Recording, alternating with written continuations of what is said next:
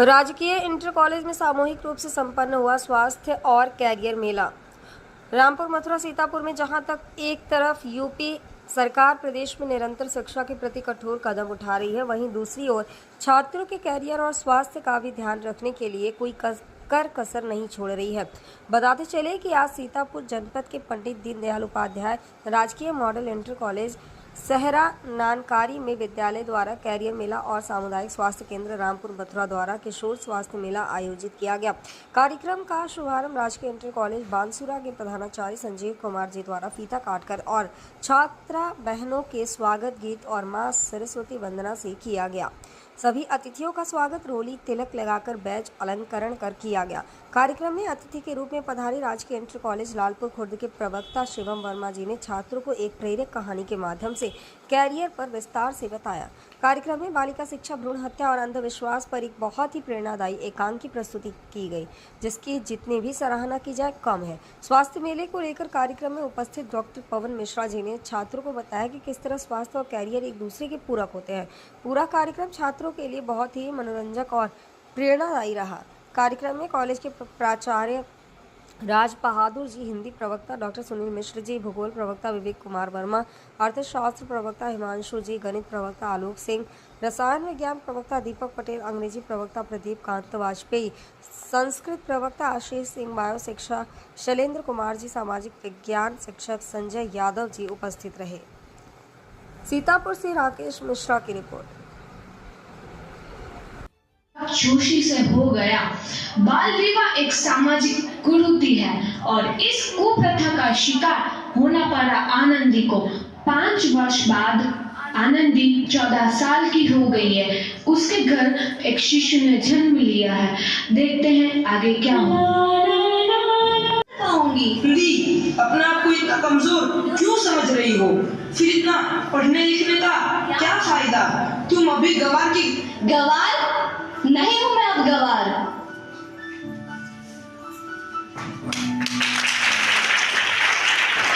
तो इस प्रकार 7 अप्रैल 1883 को आनंदी अमेरिका के पेंसिल्वेनिया के लिए रवाना हुई और 3 साल बाद उन्होंने डॉक्टर ऑफ मेडिसिन की उपाधि प्राप्त कर ली। इधर आनंदी के पिता की तबीयत बहुत खराब है। आगे क्या होता है देखते हैं। बहुत बहुत धन्यवाद कि आप लोगों ने हमें बुलाया और कैरियर मेला और किशोर स्वास्थ्य मंच दोनों एक दूसरे से मिलते जुलते प्रोग्राम हैं। हम कैरियर मेला के बारे में भी आप लोगों को थोड़ा सा बताएंगे और किशोर स्वास्थ्य मंच के बारे में तो हम बताएंगे विशेष बातें। देखिए, सबसे पहले तो बच्चों आप ये जानिए कि जो मेरी ये अवस्था होती है किशोरावस्था, है ना, जिस एज में हम पढ़ते हैं, जिस एज में हम खेलते हैं, जिस एज में हमें कुछ बनने का मौका मिलता है, उसे अंगार की तरफ तप रहा है। इसे तो बहुत तेज बुखार है। आप बिना कुछ भी बोलते हैं, दीजिए मुझे। माधव, जल्दी से वैद्य जी को बुला के लाओ। जी, अभी बुला के लाता हूँ। ये तुम क्या कर रही हो आनंदी? भगवान की विभूति लगा रही हूँ। बस करो आनंदी, ये सब अंधविश्वास है। अरे आप यकीन तो कीजिए, भगवान की कृपा से इसका माथा ठंडा हो रहा है और बुखार भी उतर गया है ना बाबू? देखिए, दीजिए मुझे। उठो बाबू, आंखें खोलो, तुम्हें तुम्हारी माँ बुला रही है। आंखें खोलो, देखिए ना इसे क्या हो गया है। आंखें भी नहीं खोल रहा। आंखें खोलो बेटा। आप चुप क्यों है? आंखें खोलो बेटा, आंखें खोलो। आनंदी, हमारा बेटा कभी आंखें नहीं खोलेगा। नहीं, ऐसा नहीं हो सकता। मेरे बेटे को मुझसे कोई नहीं छीन सकता, कोई नहीं छीन सकता। पागल मत बनो आनंदी। माधव,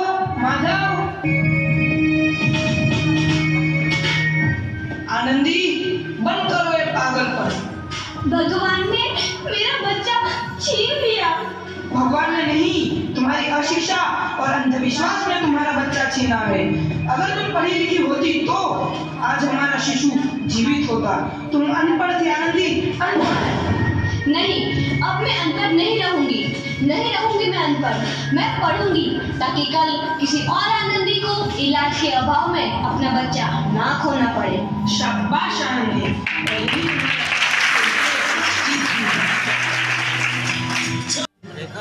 परेशान तो रहूंगा ना पार्वती, आखिर एक बेटी का बाप जो ठहरा। पार्वती, अब उसके हाथ पीले करने का समय आ गया है। पर हमारी आनंदी तो अभी सिर्फ 9 साल की है। अभी तो उसके पढ़ने लिखने और खेलने कूदने के दिन हैं। देख पार्वती, लड़कियां पढ़ाया कर्म होती है और जितना जल्दी इन्हें घर से विदा कर दे उतना अच्छा है। कल से आनंद की पढ़ाई लिखाई बंद। पर बापू, इसमें मेरी क्या गलती है? आप मुझे पढ़ाई करने क्यों नहीं देते? तेरी गलती है कि तू एक लड़की है। लड़का होती तो क्या बापू? लड़का होती तो क्या? ऐ लड़की, ज्यादा जबान न चला, नहीं तो जबान हलक से खींचकर बाहर निकाल दूंगा। बापू, मैं पढ़ लिख कर कुछ बनना चाहती हूँ। मेरी पढ़ाई ना रोको बापू। आनंदी, तुझे पढ़ना है तो पढ़, लेकिन सारी उम्र बाप की छाती पर यूं बोझ बनकर ना बैठ। पर बापू, अभी तो मेरी उम्र पढ़ाई लिखाई की है। मुझे पढ़ लिख कर डॉक्टर बनना है। पढ़ाई पढ़ाई पढ़ाई, आज तो तेरी इन किताबों का काम तमाम करके ही छोड़ूंगा। ये ले। नहीं बापू, मत छोड़ो बापू। मत छोड़ी। नहीं बापू, नहीं। बापू, ये तुमने क्या किया? तुमने मेरी इन किताबों को ही नहीं फाड़ा बापू, मेरी किस्मत फाड़ दी, मेरी किस्मत। ये काफी किताबें ना सिर्फ छोरों के हाथ में अच्छी लगती है, लड़कियों के हाथ में तो सिर्फ मेहंदी अच्छी लगती है, मेहंदी। पर बापू, मैं लड़की हूँ तो क्या हुआ? लड़का और लड़की तो हमारे दोनों आंखों के समान होते हैं। चुप कर आनंदी, और यह एहसान मान कि अब तक जिंदा है तू। कहीं बचपन में गला दबाकर मार दिया होता तो यह तेरी बकबक नहीं सुननी पड़ती आज। पर बापू, मुझे चूल्हा जलाना अच्छा ना लगे है। देख छोरी, जितना जल्दी हो तू चूल्हा जलाना सीख ले, उतना ही अच्छा है तेरे लिए। और हाँ, तेरा ब्याह तो होगा, वो भी कल के कल। अबला जीवन है तुम्हारी यह कहानी, आंचल में है दूध और आंखों में है पानी। मुझे माफ कर दे बेटी, तेरे बापू के जिद के आगे मेरी एक न चलेगी। माफ कर दे बेटी, मुझे माफ कर दे। इस प्रकार मात्र 9 शहर के सिटी हॉस्पिटल में अमेरिका से डिग्री लेकर कोई बड़ा डॉक्टर आया है। एक बार वहां चलकर दिखा लेते हैं। हाँ, सही बोला भैया। कम से कम दिल को तसल्ली तो मिल जाएगी। हाँ चलो चलो जल्दी हॉस्पिटल चलते हैं। कोई चमत्कार ही इसे बचा सकता है। ऐसा मत बोलो भाई, डॉक्टर साहब कब तक आ जाएंगे? लो आ गई डॉक्टर मैडम। डॉक्टर मैडम जल्दी देखिए, मरीज की हालत बहुत ही खराब है।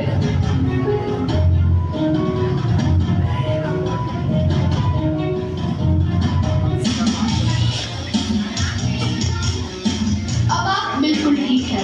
मौत के मुंह से आपको बचाया है डॉक्टर साहब ने मुझे बचा लिया।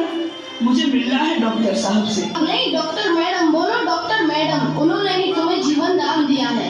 लो आ गई डॉक्टर मैडम, मिल लो उनसे। डॉक्टर मैडम, आपका बहुत बहुत धन्यवाद। आपने मेरी जान बचाई।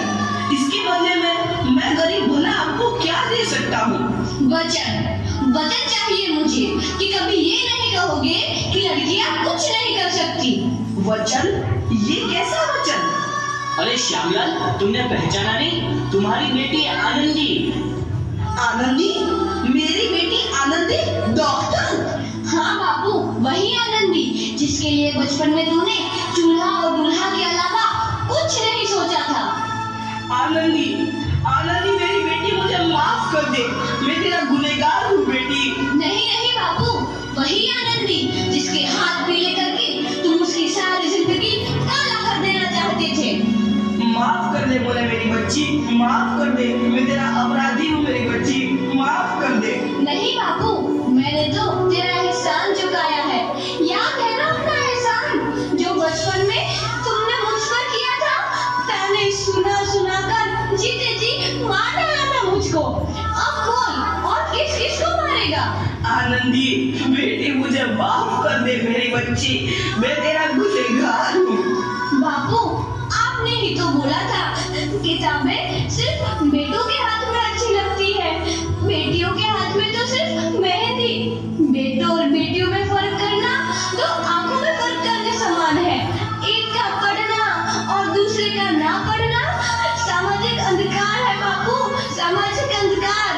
उपकार मांगता हूँ मैं तुझ जैसी बेटी का, जिसने सारी उम्र मुझसे कुछ ना मांगा तो सिर्फ बराबरी का दर्जा।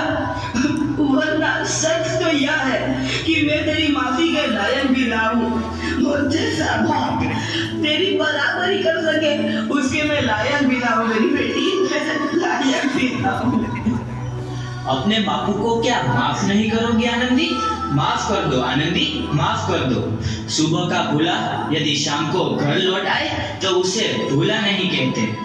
बापू, तो इस प्रकार आनंदीबाई जोशी ने अपनी मेहनत और अपनी इरादे से न केवल भारत की पहली महिला डॉक्टर बनी, बल्कि आगे चल के उन लड़कियों के लिए सुनहरा रास्ता दिखा गई जो जीवन में कुछ करने